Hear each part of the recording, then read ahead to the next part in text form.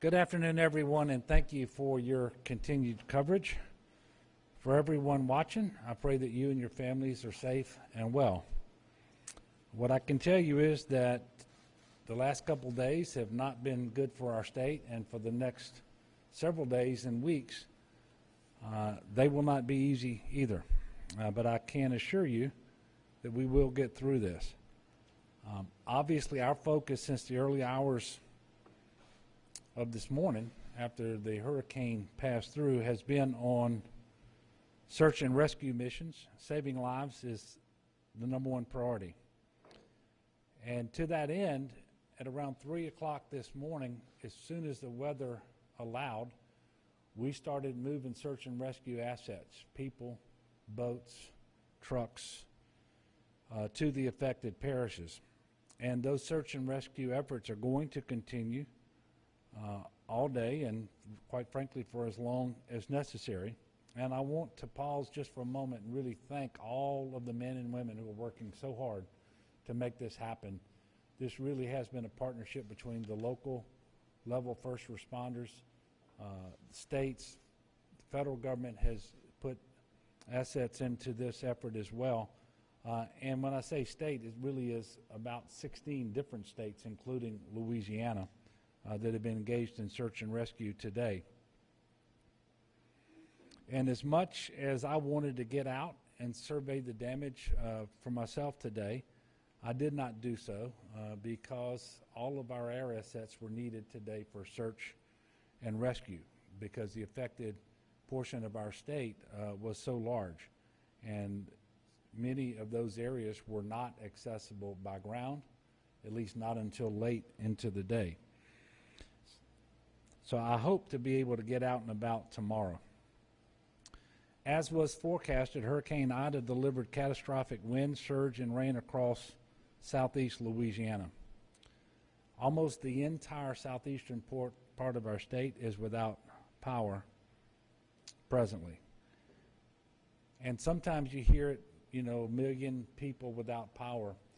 It's about 1.1 million homes and businesses. It's well over 1 million people. I don't have a precise number for you. We do have about 25,000 linemen in the state engaged in the effort to restore power, and several thousand more are en route. Obviously, we need to have the power restored just as quickly as possible. And for that restoration process, there's going to be some priorities so that the most critical infrastructure comes up first. And quite frankly, we're talking about things like our hospitals, dialysis centers, and so forth. And while this was an extremely catastrophic storm, and again, the surge, the wind, the rain was all as advertised. If there is a silver lining, and today it's kind of hard to see one, it is that our levee systems really did perform extremely well. Our federal, non-federal levee systems, particularly the hurricane and storm risk reduction system in the metropolitan New Orleans area, all performed as intended. I can tell you that there's been a preliminary damage assessment of levees today, people getting eyes on those levees.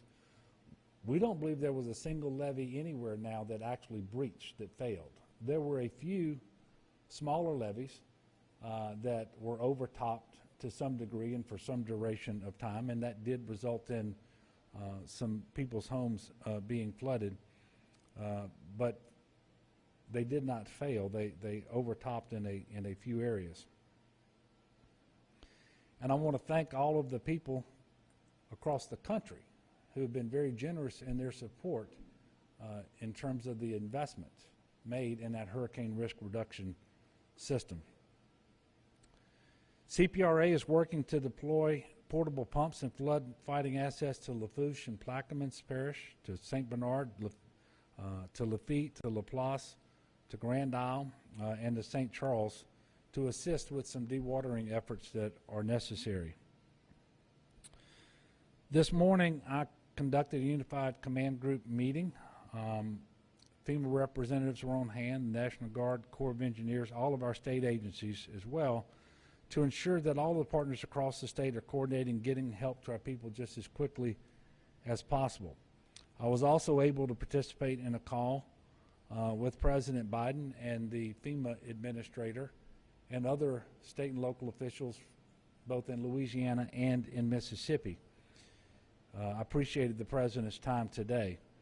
As you may have heard, the Secretary of the Department of Homeland Security and the FEMA administrator will be in Louisiana tomorrow.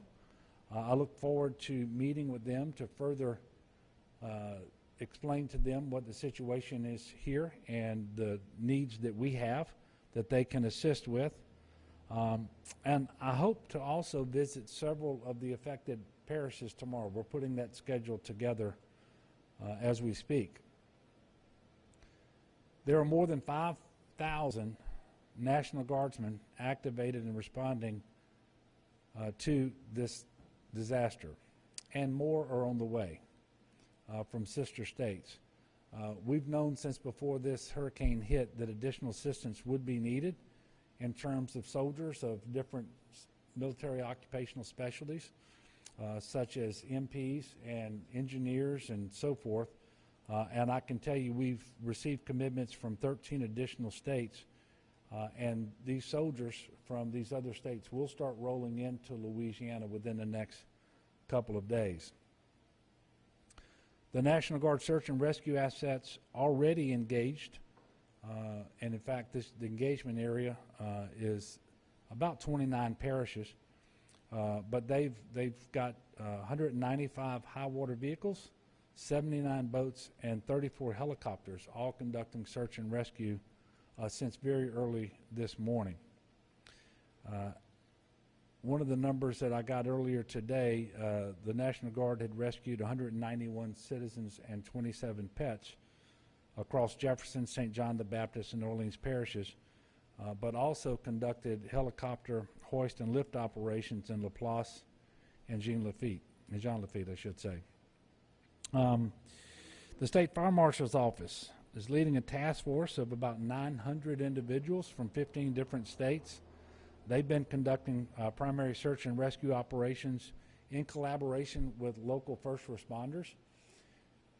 Worked a little differently today because for the first part of the day they were responding to 911 calls and calls for help that had come in overnight that could not be responded to because the weather just wouldn't allow first responders to go out.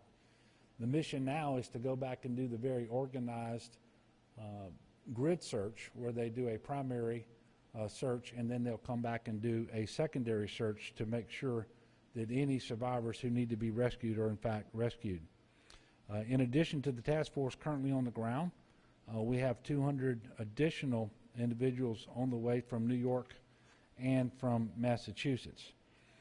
I can tell you that that task force checked on more than 400 homes today. The vast majority of people were found to be okay and unharmed, but a number of individuals did require rescuing, and then there was actually one that had a life-threatening emergency. Due to physical damage and to water and electric issues, 3 hospitals have been evacuated since the storm hit us yesterday. Those are Chabert and Homa, St. Anne's in Raceland, and Our Lady of the Sea in Galliano. A 4th hospital, Terrebonne General, is in the process of being evacuated tonight. The Department of Transportation and Development has 177 buses in operation, and so far they have evacuated more than 400 people from various locations in the affected parishes. There are 18 water system outages impacting more than 312,000 people and 14 boil water advisories impacting more than 329,000 people. And we've talked about electricity, we've talked about water. It's pretty clear that if you have evacuated, now is not the time to return unless and until your parish informs you that it is okay to do so. Businesses aren't open. Stores aren't open. Schools aren't open. And quite frankly, we need to put as little demand on our water systems and on our electric grid as possible. So please, before you return, contact your Office of Emergency Preparedness or listen to the guidance that's being issued by your parish. Tragically, we can confirm one storm-related death so far, a 60-year-old man from Ascension Parish who died after a tree fell on his home off of Highway 621.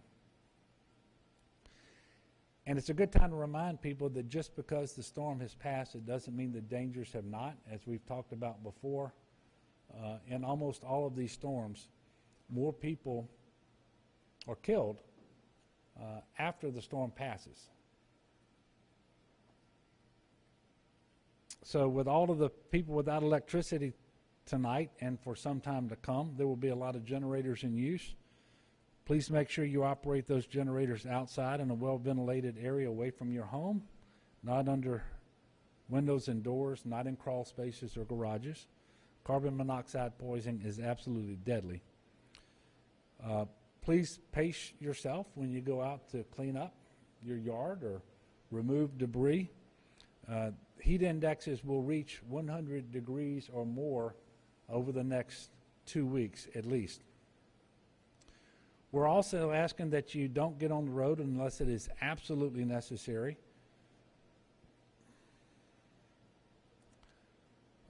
And many parishes have curfews in place, so please follow the directions of your local elected officials. There are currently 76 weather-related road outages. DOT crews have been out since very early this morning assessing roads and clearing those roads of debris, principally things like trees that have fallen on the roads because of the high winds. And I can tell you that I-10 westbound in the capital region is open. However, I-10 is closed in Ascension Parish due to downed trees that have not yet been removed. That work is ongoing. Crews are also working to clear portions of I-12 that are blocked in multiple areas. Because of runaway vessels in Bayou Barataria, Colonel Bridge in Jefferson Parish in the Lafitte area is damaged to the point where it will be closed for some period of time. If you have to get on the road, please check 511la.org for road closure information and other travel-related information as well. It is still the case that there are downed trees and power lines and other debris and standing water as well on many roadways in southeast Louisiana. As of 2:30 today, there were just shy of 2,000 people sheltered in 36 different locations across Louisiana. For the latest shelter information, text LA Shelter to 898-211, or you can call 211. I have to keep reminding people that whether we like it or not, we are still in a COVID environment. It is a very difficult COVID environment where 100% of our cases today are attributable to the Delta variant, which is highly transmissible. So please make sure that that you're as safe as possible wherever you are and whatever you're doing. And these sheltering operations and transportation and evacuation operations, everything we're doing needs to be done with COVID in mind. So it's important that we mask, that we distance, that we wash our hands, do all of these things to the maximum extent possible. Last night, President Biden approved my request for a major disaster declaration. We made that request yesterday before lunch, and he approved it last night. And I want to thank him for his prompt attention and his favorable response to that request. Specifically, he granted to Southeast Louisiana individual assistance and public assistance, as well as Category A, which is debris removal. And for the state as a whole, he granted Category B, emergency protective measures. The Category A and B what is for 100% federal cost share for 30 days from the start of the incident. For the public assistance is at 75% for the federal government. I feel quite certain we will cross the threshold necessary to request that that be increased to 90%. All of this assistance is going to be extremely helpful because people can now register for individual FEMA assistance if they live in one of the affected parishes. Already, more than 18,000 people have taken advantage of the opportunity to register for individual assistance. And so if you live in one of the following parishes, please register for FEMA aid if you were impacted by Hurricane Ida. And those parishes are Assumption, East Baton Rouge, East Feliciana, Iberia, Iberville, Jefferson, Lafourche, Livingston, Orleans, Plaquemines, Point Capee, St. Bernard, St. Charles, St. Helena, St. James, St. John the Baptist, St. Martin, St. Mary, St. Tammany, Tangipahoa, Terrebonne, Washington, West Baton Rouge, and West Feliciana parishes. For many people, the fastest and easiest way to apply for FEMA assistance is by visiting disasterassistance.gov. If it isn't possible to apply online, you can call 800-621-3362. The toll-free telephone lines operate from 6 a.m. to 10 p.m. 7 days a week. And I know that cell phone coverage has been very spotty today. Electricity is practically non-existent for most people in southeast Louisiana, and so the internet may be a problem.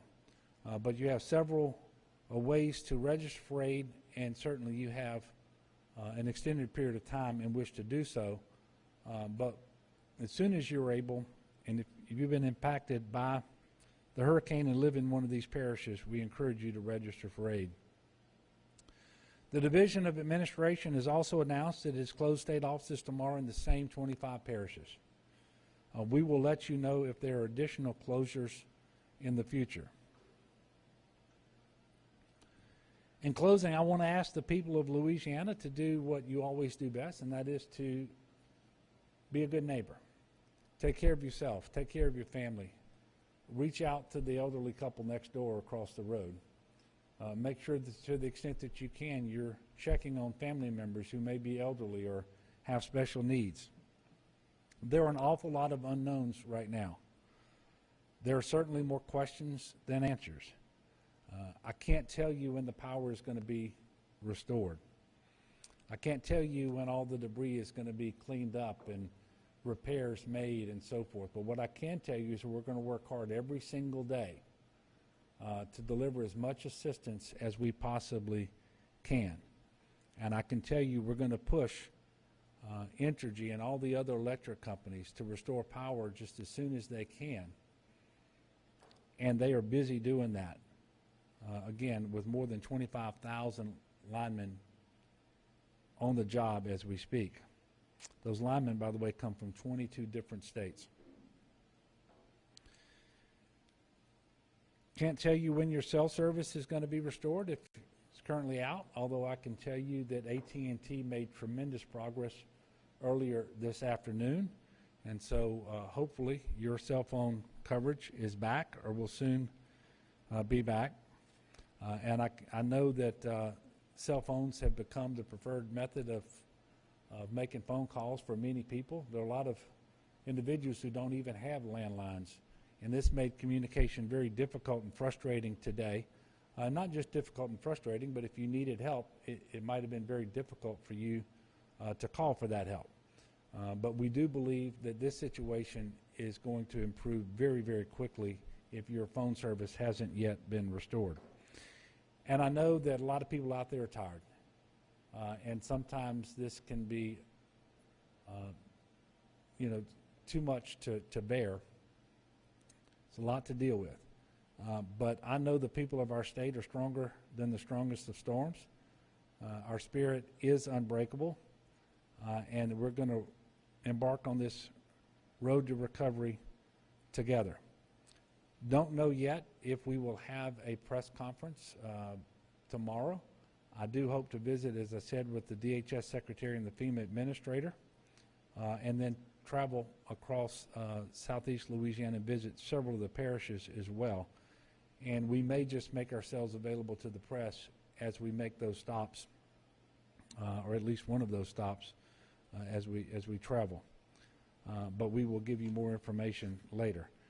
So at this point, I'm going to pause and take questions. We've got a lot of people here who can answer questions and so forth. And so if you feel like you need to direct a question to one of them, please feel free to do so. And certainly, if I feel like one of them would be better able to answer a question, I'll ask them to come up and respond. Yes, sir.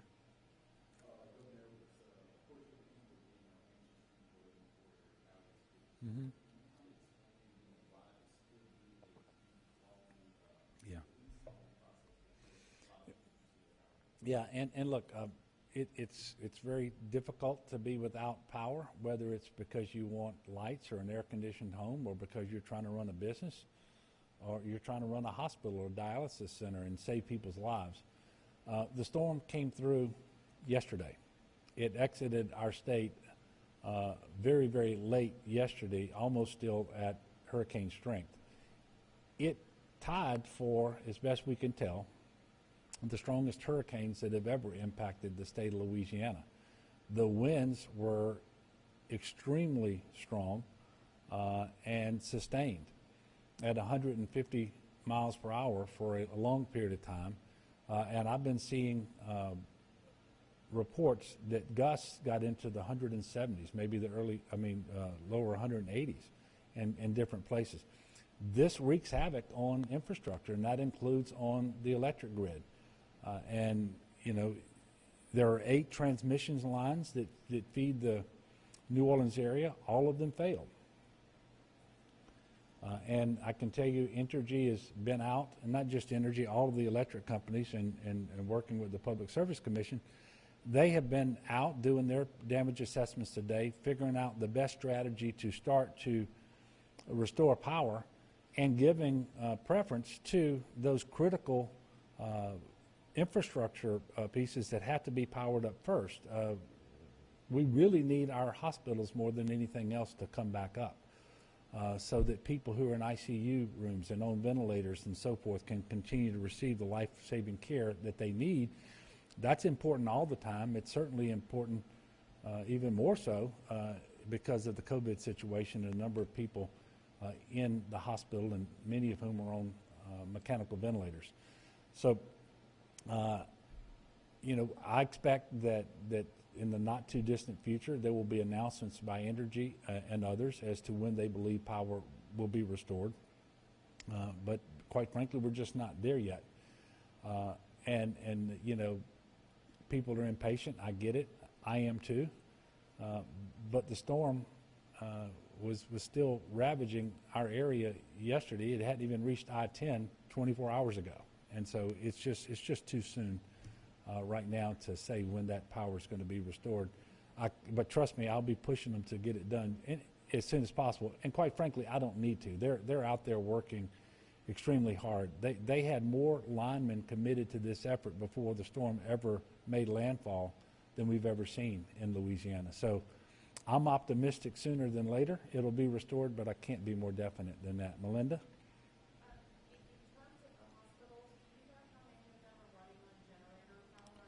Yeah, a bunch. I didn't, and I have received that information. I didn't bring it, but I can tell you in the LDH regions 1, 3, and 9, an awful lot of the hospitals are on generator power. And there may actually be a couple left in Region 2 here in the Baton Rouge area, although the power has been coming back on here fairly quickly. And this is a real issue for us, and we're working very hard with LDH, with the Corps of Engineers and the Public Service Commission, so that restoration of power to the hospitals is prioritized, but the Corps of Engineers is helping FEMA and GOSEP work to make sure that we are putting technicians at all of these hospitals to keep these generators running as long as possible, but also to identify exactly the size generator that is needed so that we can get a backup on site in case that one should fail and we need to transition to a new generator. These things are happening as we speak, and I'll get you a better number than a lot of them, but for now I can just tell you it's more than not. Yes? From your vantage point, can you help explain the scope of the search and rescue efforts that remain? Yeah. What's outstanding? What do you all need to do? Yeah, well, so search and rescue, typically when the state forces come in for the urban search and rescue, we go in and do a grid search where we're going to go and search every single home on every street, and we do that primary search. And then that's done pretty quickly to try to figure out whether someone is in the house and so forth and needs assistance. And then to make sure that we've adequately covered the area, we'll go back and do a secondary search. Well, what we did most of the day today was try to catch up on the 911 calls. So we were actually partnering with local authorities and going out and doing search and rescue at individual addresses where we know people had called for help. And so that occupied most of the day. And I'm looking over. I don't see Butch, but the Butch Browning, the state fire marshal, leads this effort for us. And so that's what we're doing now. We're going to have to transition into that grid search that I just mentioned. And because we have so many populated areas in southeast Louisiana that received such damage, whether it was from the wind or from the rain or the storm surge, this is going to take quite some time. It's why we have so much of our National Guard dedicated to it, while we have this 900-person task force with more on the way, because we want to make sure that anyone who is in their home who needs help is going to receive it, and they got to receive it in a timely fashion. Yes, ma'am. Yeah.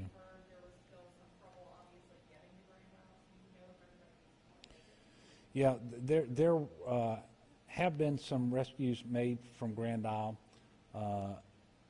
As best we can tell, about 40 people stayed on the island, and probably not a good decision. But there were efforts made earlier today in and around Jean Lafitte and Grand Isle. And does anybody here have any more specific information, Jim, on? Yeah. Yeah, and we're not aware of any loss of life in Grand Isle, but it was only accessible by air today, and so we were able to finally get some air assets up, and I know that we've been able to get some people on the ground to inspect facilities there as well, and so I'm quite certain that any needed rescues have been made, and we will get back with you if for some reason that's not the case. Yes, sir.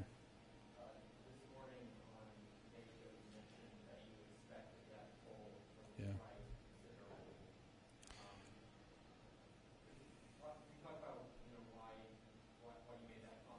Yeah. We're also asked the authorities in response if they had any sort of death toll or any sort of fatalities that were reported based on sort of silence. We're wondering, Yeah. Well, first of all, any additional deaths would be unconfirmed, and until a coroner officially confirms the death and attributes that death to the hurricane, I'm not going to get in front of them. I will just tell you that I had a number of conversations overnight and today with parish presidents and other officials who believe that the death count attributable to the hurricane will go up because they see catastrophic damage in certain places that they have every reason to believe were inhabited at the time the damage occurred. And it is certainly possible, and I'm praying for it, that by some miracle individuals had left or did survive and so forth. But I think that's what you're hearing out there, and I would be surprised, but obviously very pleasantly surprised if the confirmed death toll doesn't go up considerably over the next couple of days. But what we want to make sure of is that the death toll doesn't go up for things that are entirely preventable, like carbon monoxide poisoning, like heat exhaustion, like falling off the roof, or injuring yourself when you use a chainsaw, or driving into water, something like that. That's typically where we see the most deaths associated with a hurricane. It's in the recovery, not in the actual storm itself. Melinda? Are there places where y'all are still concerned that there is a potential for new flooding? I know obviously La Crosse, the water is still Yeah. rising in some places, but are y'all seeing that in like Ascension, Livingston, any other Yeah. parishes where there are points of concern? No, and one of the good things about a hurricane, and there aren't many, is that when the hurricane passes, the wind changes direction, and it'll blow the water out, just like it blew it in, and we saw that happen. And so in most places, the water began receding pretty quickly. Now, there are a few areas where they received a lot of rain inside protected levees where that water isn't going to drain out, and it ultimately has to be pumped out. And there are some pumping issues, even in New Orleans. But we're very pleased to say that New Orleans actually withstood the rain quite well, and no storm surge got into that area, and so very limited number of structures actually took on any water in New Orleans. But there may be some pumping that's needed to get that water in the Lakeview area, for example, out and back into the lake. The other thing that's helping us is the weather forecast today from the National Weather Service doesn't call for a great deal of rain over the coming week, and so we are going to dry out as well. And might there be an isolated area or two where something could happen and there be a little more water than they currently have? That's always possible, but that's not something that we are particularly concerned about at the present. Yes, sir. Governor Edwards, we've seen destruction since 19 years ago in Charles. Now we're seeing it again in Grand Isle, New Orleans, and other parts of the state. Honestly, for the U.S. government, the state, for the city, what is your reaction to this? Honestly, how do you feel? And when you tell the people who are crying out for help, you get the assurance that everything will be okay? Yeah. Well, first of all, this is a tough blow. I mean, but things are going to be okay. It's hard to see that today, but we are going to get through this, and we've been through these times before. We're going to get through this one. One thing I can tell you is nothing is ever perfect. It doesn't happen as fast as you want it to happen, and it's a very little consolation to someone that the levees held up if in fact their homes took water. And if your home didn't take water, but you lost your roof or your walls because of the wind, but at the end of the day, this was a catastrophic storm. We're going to work as hard as we can every day to make people's lives just a little bit better, to deliver all of the assistance that we can possibly deliver, and to do it as soon as possible. And we're here less than 24 hours after the hurricane passed through our state. We're still in a search and rescue mode. We're not recovering yet. We're still responding and trying to save lives. And then we will be transitioning into to the response mode as well. But I just want to reassure the people that we are going to get through this. And we're a good, strong, resilient, faithful people, and we know how to be good to one another, no matter what our political philosophies might be or divisions we might have about other things. When it comes to natural disasters, we do see one another as brothers and sisters. For me, as a Catholic Christian, brothers and sisters in Christ, and we respond that way. And that's going to continue, and we're going to work just as hard as we can every single day. But it isn't going to be fast, and it's not going to be perfect. Yes, ma'am. In terms of the communication system, and there were 911 outages or cell phone outages, I mean, that is very reminiscent of Katrina, that's reminiscent of the 2016 floods. I guess I'm just wondering if you were disappointed that every time it seems as though those communication structures are supposed to be upgraded, that we Yeah. Well, what I can tell you is that it was very frustrating. Probably nobody was more frustrated than I was when I couldn't get firsthand reports from mayors and parish presidents earlier today. But I think you're going to see one of the differences is that we had enough redundant means of communication that we never lost all communication. For example, when the email system went down, we couldn't do the web EOC requests that we typically receive from the parishes, but we very quickly had a workaround where they could continue to request assistance. Another difference, I think you're going to see these systems back up much, much quicker. I haven't confirmed it yet, but on my way in, I got a message from AT&T, and they believe their system is back up. And since 911 systems in many cases are pegged to that system, I think you're going to see that that's back up. So things are coming back up much faster than we've seen before as well. But yeah, it's frustrating because you put in communications infrastructure to assist you all the time, but especially when you have a disaster. And when a disaster, renders that communication ineffective, it is extremely frustrating. But we have enough redundancy in the system, and the system is hardened enough that we can get it back online much faster. And I expect that right now, for example, the overwhelming majority of communications that need to take place are absolutely happening between GOSEP and all of the parishes. Well, look, thank you all very much. I do appreciate you all for working to continue to provide coverage for this. I do want to ask one more time for the people of Southeast Louisiana to do everything you can to follow the guidance that you're given from your local officials. Make sure you are aware of and that you conform to whatever curfews may be in place, that you don't come back until it is safe for you to do so, and that you'll actually have some of the basic necessities of life, like electricity and water and so forth, and that we all check on our neighbors and our family, especially those who are elderly or have special needs. And then let's work together and let's lift one another up in prayer. We're going to get through this, and it may not seem like it, but every single day will be a day where we take a step forward, and we will be making improvements. And that's going to happen all across Southeast Louisiana with the partnership of the federal government and the state and all of our folks around the various parishes, especially those local first responders, and the volunteer groups, the faith-based organizations, the nonprofits, all of whom step up and move extremely fast, and that's all going to come online very quickly too.